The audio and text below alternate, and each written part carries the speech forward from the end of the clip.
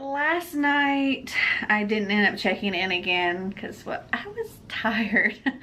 Yesterday was kind of exhausting. It was a lot of fun, but it was really tiring. I was planning on wearing my festival shirt today, and I still am, but I'm not wearing it right now because it was too small. Like, they're made super, super small, and normally I would wear a medium, and I bought a large and it was still too tight, so I'm going to take it back and trade it, and well, see if I can trade it and get a bigger size.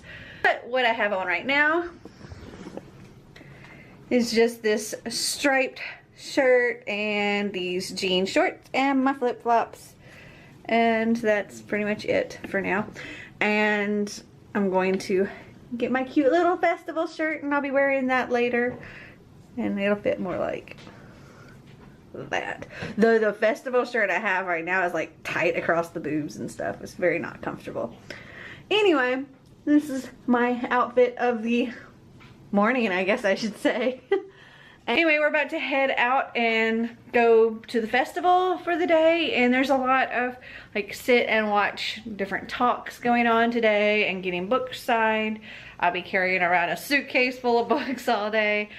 It's gonna be fun. All right, well, I will check in with you later.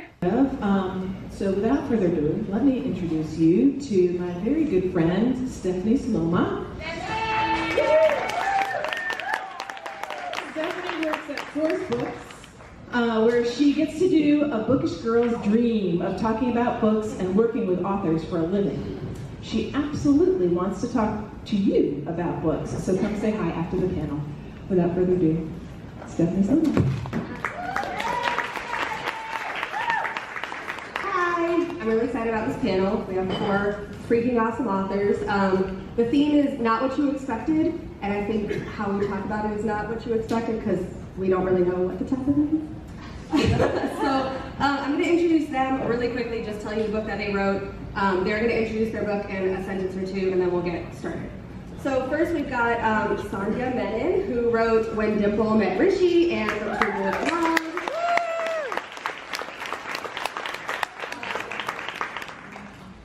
Kara Thomas, who wrote The Cheerleaders, which is freaking awesome. Tiffany D. Jackson, who wrote Allegedly and Monday's Not Coming. And David Arnold, who wrote Mosquito Land, Kids of Appetite, and Strange Fascinations of Noah Hypnotic.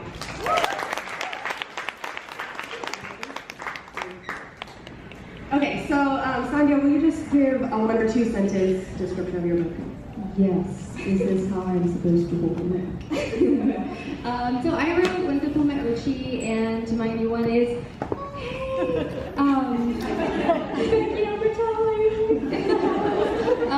anyway, I wrote From Twinkle with Love, and they're both romantic comedies. From Twinkle with Love follows a 16-year-old Indian American filmmaker.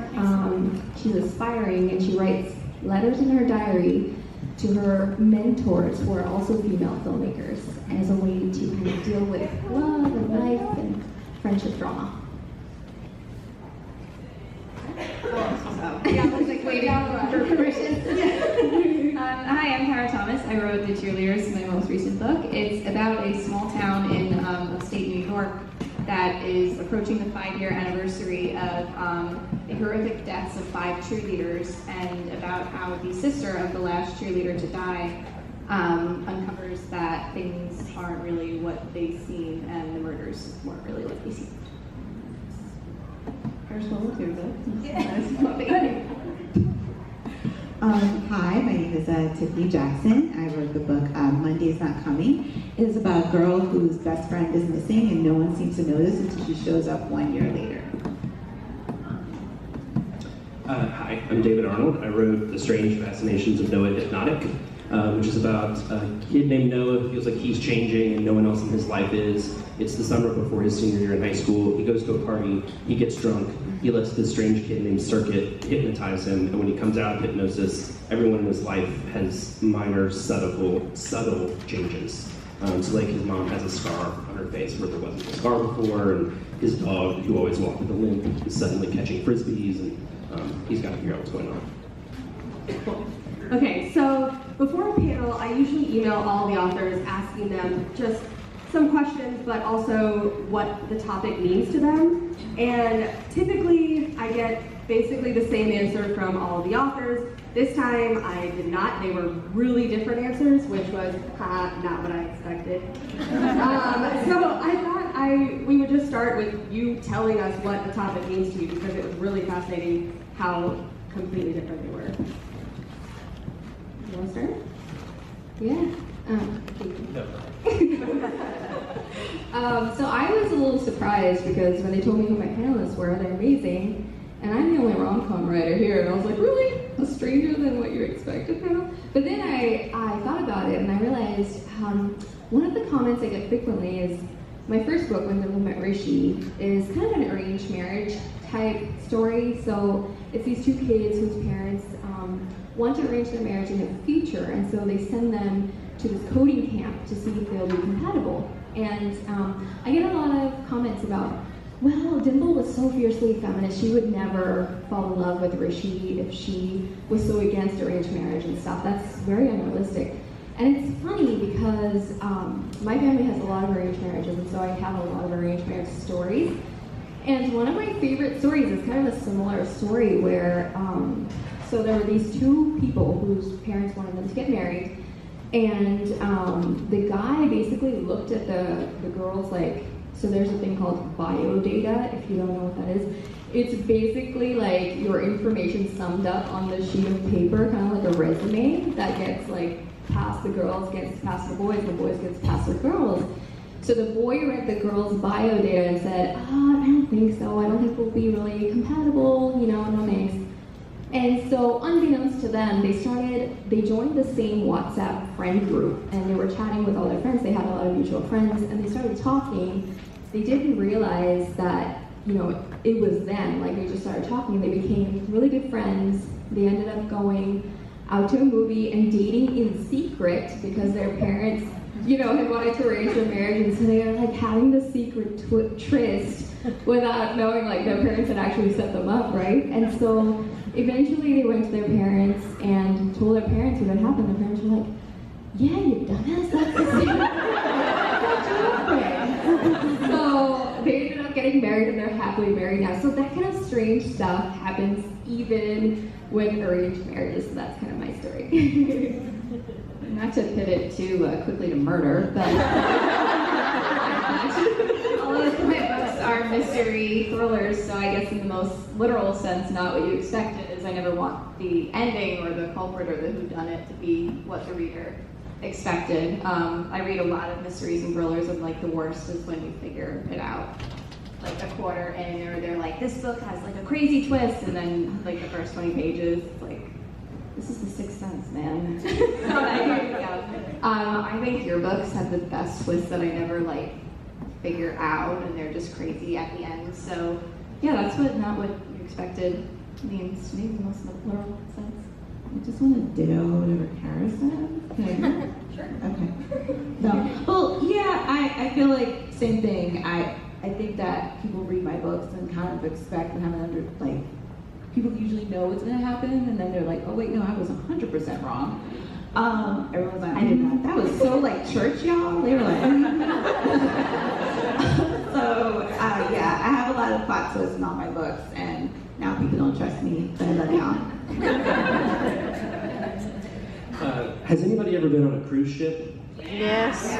Okay, so no offense to you guys who like cruise ships. In 2010, my wife and I went on a cruise ship, and for those of you who've been on cruises, they always have these like lavish evening performances. The thing about a cruise, it's essentially a mobile prison. Like, you've given them your money, they have you right where they want you, you're gonna eat the food they give you, you're gonna go to the performances that they provide, and that's a cruise ship. And about 2 days in, my wife and I are like, what have we done? We've made a horrible mistake. But one of those performances, one night, was a hypnotist, and he asked for volunteers, and I remember thinking, good luck with that, dude. Like, who in their right mind is gonna get up on stage in front of a large audience of strangers, and like, who knows what they're gonna say and do when they're under. But yeah, a bunch of people, they're all boozed up because it's a cruise ship. So a bunch of people, yeah, me. And one of the women who was hypnotized swear to God, when she came out of hypnosis, the look on her face was like, she did not know where she was, or who she was with, or what was going on. And you run into the same people like on the cruise ship, because it's a prison, you're there for a week. I saw her on the boat numerous times, and that look never left her face. And so the seed for my book was, what if you were hypnotized and you came out of it and it was an alternate reality?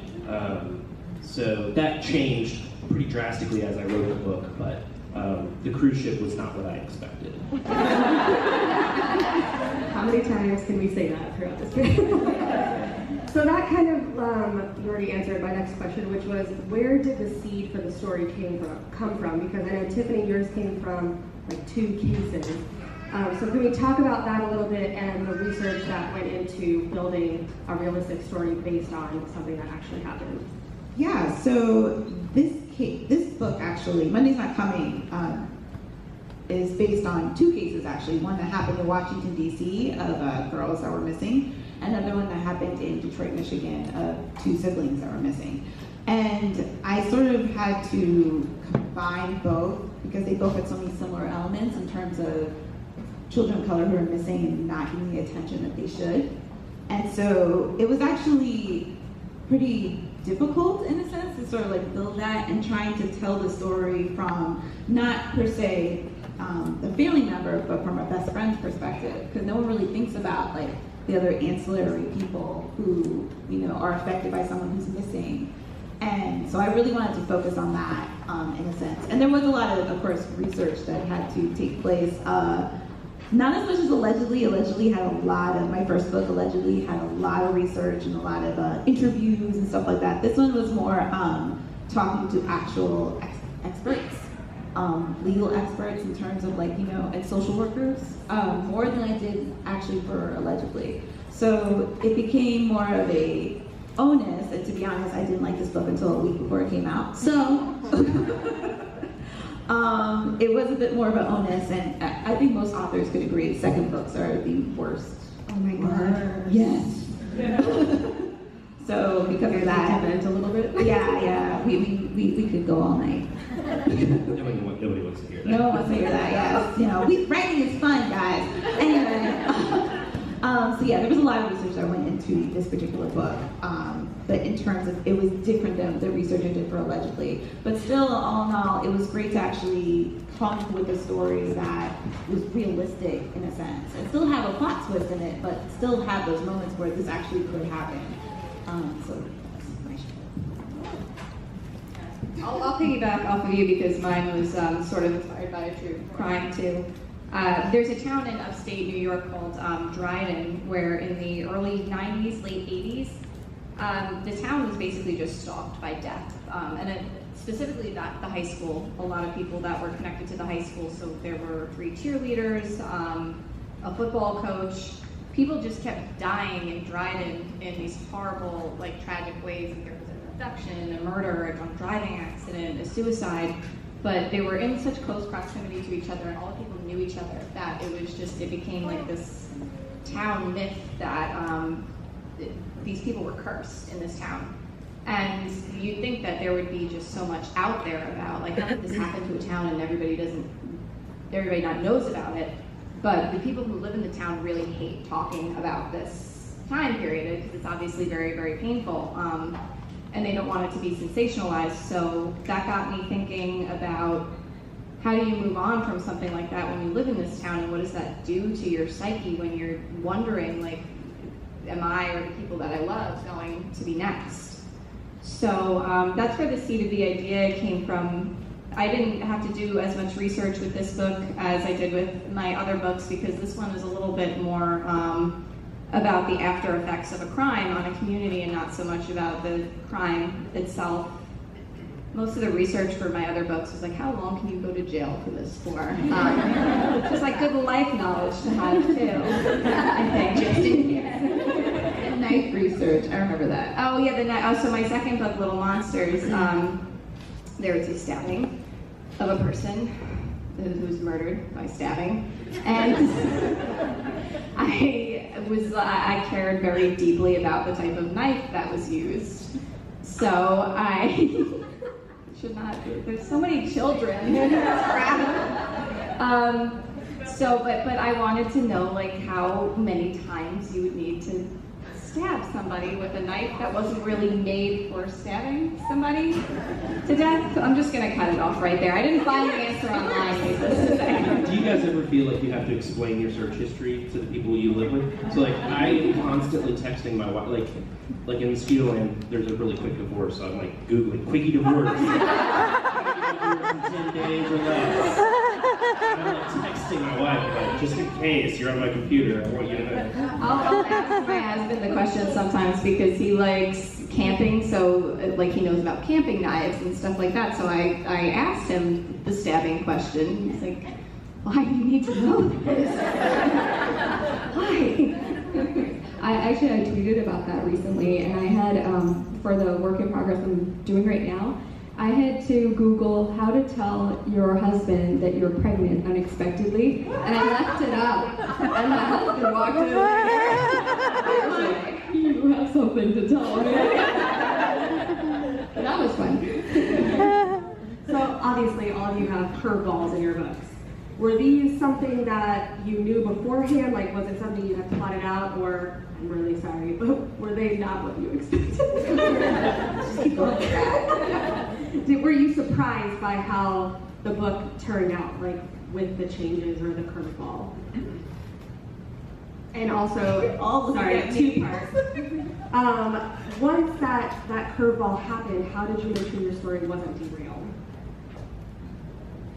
So for both of my books, I had no idea the plot twist was actually going to happen. They hit me sort of randomly.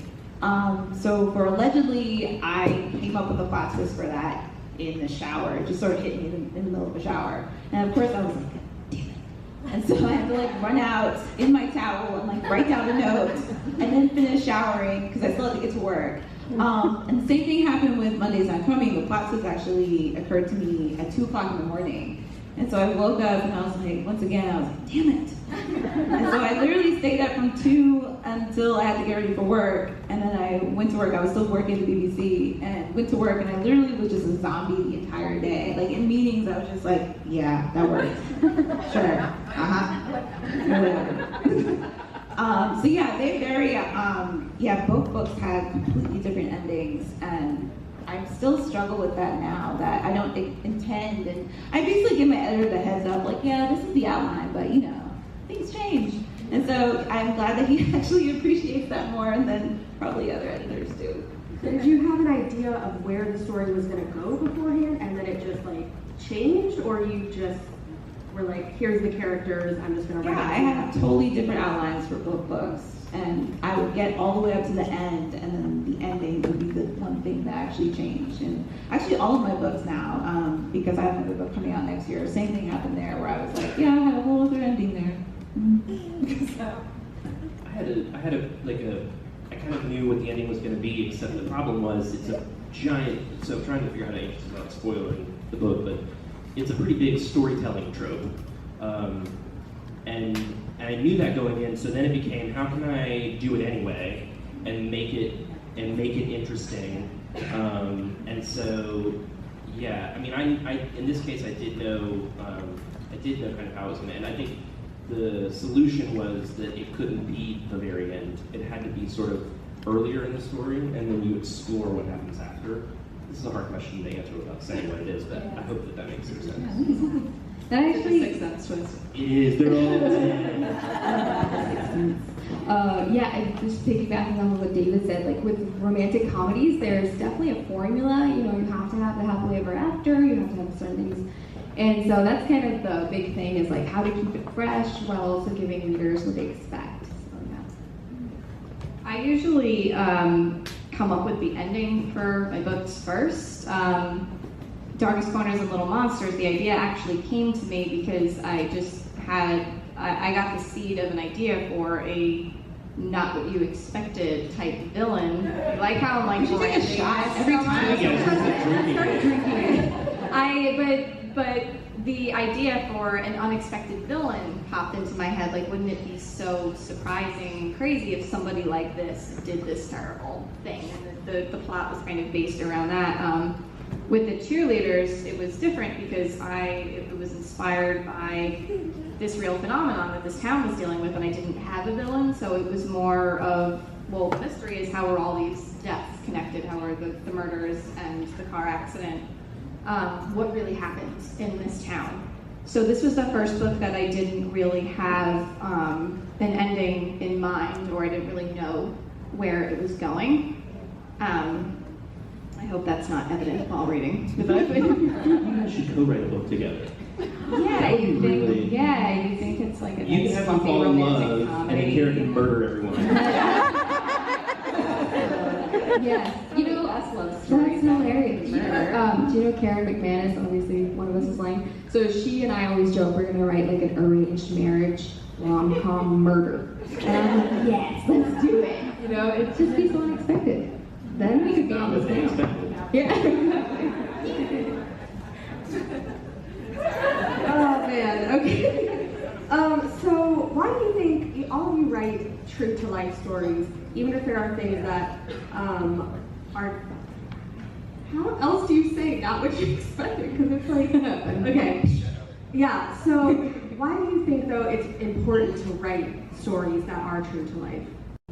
I think Let's get deep. I think the most concise way I could say it is the people that are reading our books are going through the stuff that they're reading about. Like there's a lot of hand wringing and pearl clutching about like what is too much for a kid to handle and what's too dark. But I mean that's what a lot of kids are dealing with. Some kids don't have the luxury or privilege to have a life without some of the topics that we write about, whether it's alcoholism or a life affected by crime and violence. So, and I think that books can be, for the kids that aren't going through it, it could be a window into what like their classmates or friends might be dealing with unexpectedly, and for the kids that are going through that stuff, it's just knowing that they're not alone. Yeah, and for me, it was like I wanted to write contemporary that featured ethnic minority main characters that wasn't like, you know, an issue book. Those are so important, but I also wanted, I feel like we have a lot of issue books where people are kind of more accepting of that than just having like a light, breezy novel that's not about like the struggle of being a minority, but it's just like about kids falling in love and living their lives. And I feel like those stories are super important to have on the shelf too. Cool. I can jump in. I definitely like talking about real life because it's actually happening. I need kids from all generations, from all creed and color, to know that what's actually happening to each other's peers. For instance, every time I talk about Monday's Not Coming, and I talk about the fact that these are girls and boys who are missing, and no one seems to pay attention to that. It's always like, especially in classrooms, it's always like I get these like wide-eyed looks, like wait, so they don't get like the same type of attention that we do? No, boo, they do not.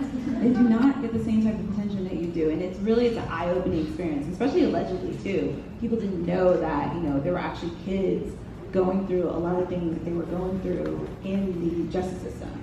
And because these kids are going through it, they don't think that anyone's actually going to believe them too. So that's another reason why it's very much about eye-opening experiences and knowing what's actually happening to your peers. And then that way, in 2 or 3 years' time, when you're actually able to vote or be, you know, a part of solutions, you can actually vote in policies that help these girls and help these kids get through whatever they are going through. So to me, I feel like it's more about learning and actually, and that's why, I mean, I think that's one of the other reasons why I do like to put in like plot twists and make it my stories very unforgettable, is because I want you to remember everything that happened because it's real and it's actually happening to kids today. And that's one of the most important parts about us as writers, is making sure that kids like register the fact that, no, this actually is happening. This is not like a fantasy. So I guess that's. So real life throws you curveballs, obviously. So you don't have to say what happened, but when life threw you a curveball in the past, how did you deal with it? And do you have any advice for anyone who might be going through something that wasn't what they expected? Man, you have been so drunk by now. I just wanted you to know. Like, you've just been on the floor. Did they pay you extra the more you say it? I'm gonna start drinking every time I say it. It'll be more fun. I'm literally an author because life threw me a curveball. He's 6 now, but my wife and I were living in Nashville, and I was a musician. I had a home studio. I was just doing freelance music, and I thought that was going to be the rest of my life. And then through many tears and much anguish, we found out we were going to have a baby. It wasn't part of our plan, and obviously everything was great. We loved the kid. But my wife had this great job with benefits, and I was a freelance musician, so you do the math. It was pretty quickly decided that I was going to be a stay-at-home dad. And now, he's in first grade, and he's like killing life. And I'm like, man, those were the days. Like, staying home with my baby, writing my book that no one's ever going to read and nothing's ever going to happen. Of course, in the moment, there was a lot of bitterness and sort of, I had given up. I had to give up music. And in freelance work, when you start saying no, they don't call you back. There's a bunch of other people that are waiting to do it. And so it was a definite, I felt like I kind of had to write myself out of a corner. Because I was really, I sucked in school, and I have no qualifications to do anything, much less write a book, except for the fact that I'm a human. So then to go into the second thing that you said as far as any kind of advice, it's just, MFAs are great, and study writing and read books on writing, but don't think that you're not qualified enough to be a writer. You're breathing air, and that in and of itself is the only qualification you need.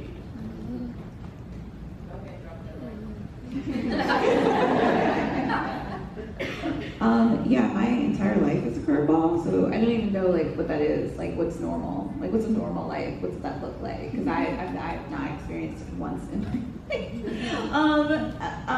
life. But yeah, writing, or actually, I will say that being a full-time writer is a bit of a curveball for me because I didn't expect to be in this space. I always knew I wanted to be a writer, but I didn't expect to be doing this full time. And that, to me, is still scary. I come from a West Indian household, and so we are expected to have a job. And if you don't have a job, it's kind of well, what are you doing? And I do have a job, but it's I'm writing.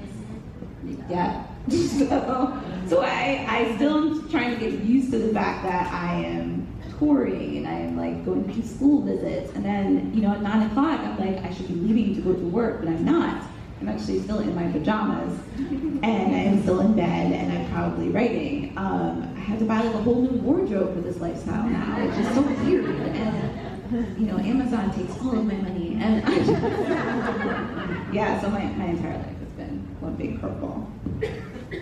Yeah, mine is kind of similar to David's in that the way that I kind of fell into full-time writing. It wasn't something I set out to do, or it was a goal that I had. I knew I wanted to write, but when I graduated college, I was just cobbling together work here and there. I wrote a very fluffy series, Write for Hire, for a publisher.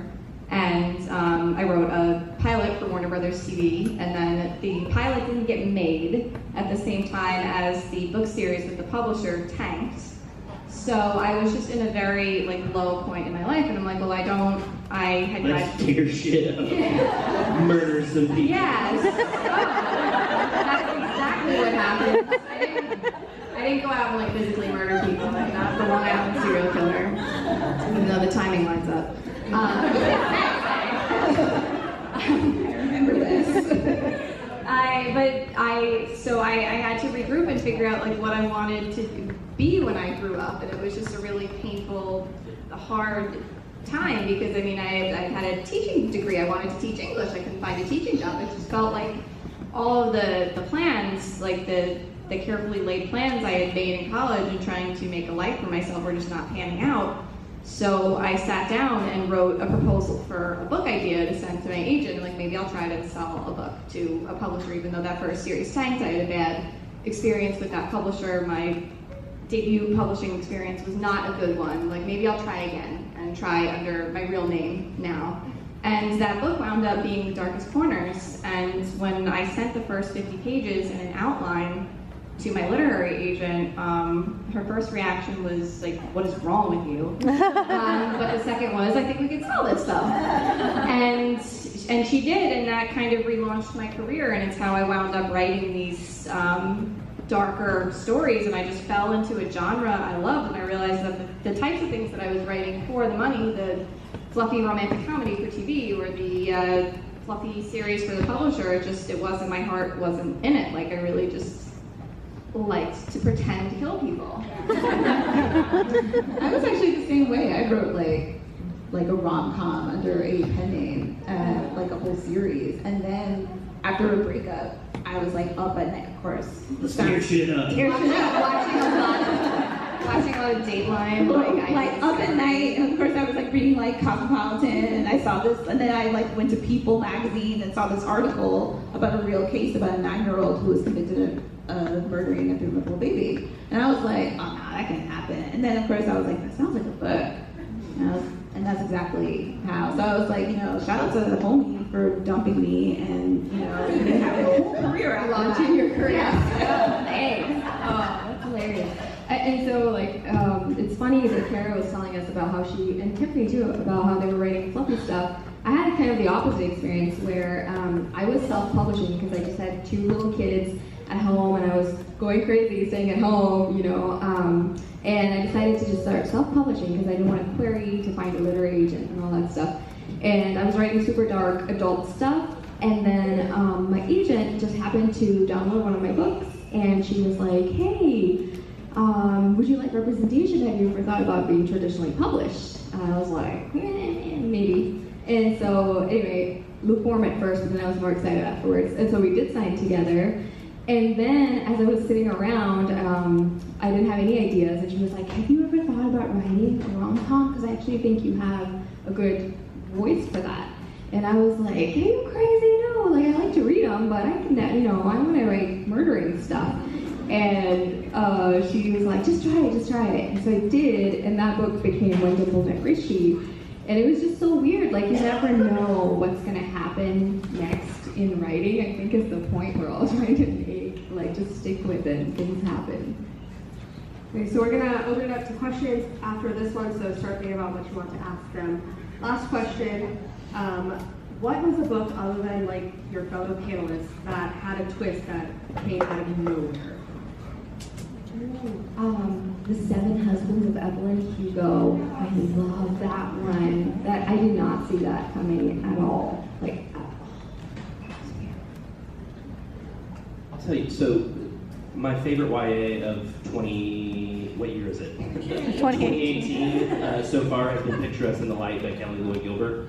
And that book, the entire book is just a twist. There are all these vignettes that are being told throughout the course of the book, and you're not sure how they fit into the larger narrative, and then at the end it all kind of comes together. It's so brilliant. That book Which one? needs to win every award. Picture Us in the Light by Kelly I've Lloyd. heard so much about that It's one. incredible. It's so good. Yeah. Cosign. The book I'm reading now, I'm not done with it yet, so I don't know if the twist holds up, but I just got to the twist in Something in the Water by Catherine Stedman. It's an adult thriller, very Hitchcocky-ian. A book that actually just recently came out, she threw me for a loop. It was a book I blurbed earlier this year called All the Stars, read by Kit Britt. Oh, See All the Stars? See All the Stars. Sorry, y'all. That was a good Yeah, that was and she has such a poetic voice that the whole book is just gorgeous. It's a YA book, and it's really, I'm the same way. I can usually see plot twists and stuff coming a mile away, but this one I was like, oh girl. So of course I immediately text her later. I was like, okay, you got me. All right, thank you guys. Does anyone have any questions? Raise your hand high. We'll have someone bringing the mic to you. Don't forget to hold the mic up so we can hear you. Hi, Tiffany. This is for everybody, but for you specifically. So my book club in Abu Dhabi read this, and we closed the book and was like, did Tiffany Jackson just gaslight us? So for all of you all, what are some of the strangest reactions to your plot twists that readers have had to your books?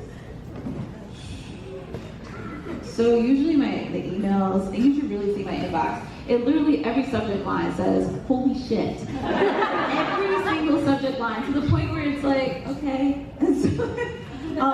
What I love actually mostly about the reactions to particularly all the plot twists and stuff like that is adults have a hard time accepting it, and kids are like, yeah, that sounds right. Like, like, yeah, that's exactly what's supposed to happen. So I always find it interesting that I actually have to convince adults of these things happening, of kids being, you know, equipped and able and capable of doing some malicious things, versus kids are like, yeah, word, that's what's up, yeah. So I think that's my actual favorite reaction. I probably will answer more of the kids' emails than, you know, the 3-paragraph emails I get from, like, you know, Sandy in Vermont, who's like, so I'm trying to understand what's happening here. And I'm like, oh girl, no, that's Whether good or bad, you probably get this too. It's like, I threw the book across the room. Yes. Like, why would you do that? Like, if you want that, you have that. Like, does it belong? I have questions. Does it belong to the library? Did you damage it? I feel like you've like done your job when someone throws your book across the room. That could be like a good or a bad thing, but people don't really elaborate. I did a bunch of prison visits this past month, and a lot of the kids were like, yeah, we wanted to throw. And I was like, oh, but I hope you didn't. I hope you didn't throw the book across the room. Those are like in the DNA of my soul. Those books. Yeah, and so the thing is for me, for seeing that, there's a way in which they're almost like superheroes, the way superhero stories in the modern day. So I don't know if you guys thought about that. How about in a way, I was thinking about that in particular because Otto's pajamas, Rush didn't say this, but are Spider-Man pajamas. The entire book, she's wearing Spider-Man pajamas. So there was a way in which I was thinking about that there was that connection between a modern day view of superheroes and this ancient world of larger than life characters that are descended from the gods and have powers. I don't know if you guys want to say anything about that. I think I would 100% relate to that. The interesting thing about Hindu mythology is that it's inextricable from our religion. And so it's a very careful balance of how do you not exoticize your own culture, but how do you address that these stories are alive? When you think about fairy tales and myths, they're told over and over again. They are living things, and they deserve to be reincarnated in modern forms. And you can't have that tension of them feeling like superheroes and at the same time recognizing the sacred space that they also live in. No, I was just going to say, it's the same, in my mythology, it informs the culture and it carries on for generations. And what's really interesting is when the Spanish came and colonized many of the city-states in the 1500s, they destroyed all the books. And so only 3 books survived. They actually just found the recent one and authenticated it in Mexico. So there's actually one in Mexico, one's in Germany, one's in Paris, I think one would be in Spain. And so there's so little to go on, right? And even deciphering the glyphs and the numeral system and all of that, wasn't even done until the 20th, really the second part of the 20th, well, a little bit of the 1950s. And so think about how new that is, and so much about Mexican culture is oral storytelling, right? And so I didn't have stories that were written down, and interestingly, when you look at the way that the Maya looked at their royalty, they were descended from the gods. So whoever was the king was descended like part god, and so that was who their superhero was at the time. So it's fascinating. Okay, so I briefly said this before, but I do want to, is there a particular story from myth that you weren't able to touch on in your books or that you would love to tell the crowd, that just the craziest, most interesting thing? Go.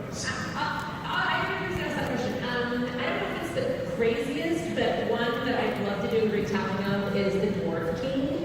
And the story goes that a witch lived out in the jungle and she found an egg, and in the egg came out human, and he grew into a dwarf, and she prophesied that he would overthrow the king at the time.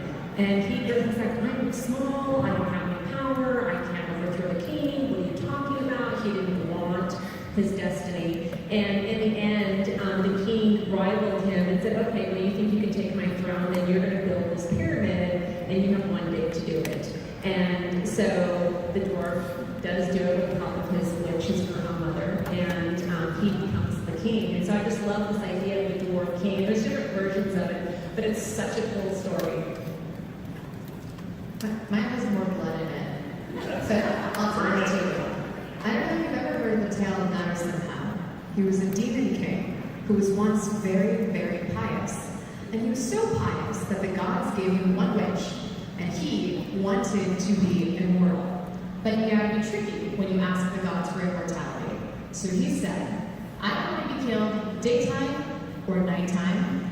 I don't want to be killed by a man or by a beast. I don't want to be killed indoors or outdoors, and I don't want to be killed by any weapon. Ha! Gotcha! And then he just started wreaking havoc on the universe, and the gods were like, we made a mistake, can someone fix this? And here is what the god's solution was. One of the gods, Vishnu, was reincarnated in the form of Narasimha. And he appeared to the demon king inside of a pillar, not as a man or as an animal, but both, with the head of a lion and the torso of a human. And he came to him, not at daytime or nighttime, but both, twilight, dusky hours. And he came to him not indoors or outdoors, but both, in a courtyard. And he ripped him apart, not with any weapons, but his own sharp claws. You're welcome. That was a bedtime story. So tonight, kids, say, Mom, Dad, can you tell me that wonderful, I want a sweet dream. Tell me the wonderful story about the demon king getting torn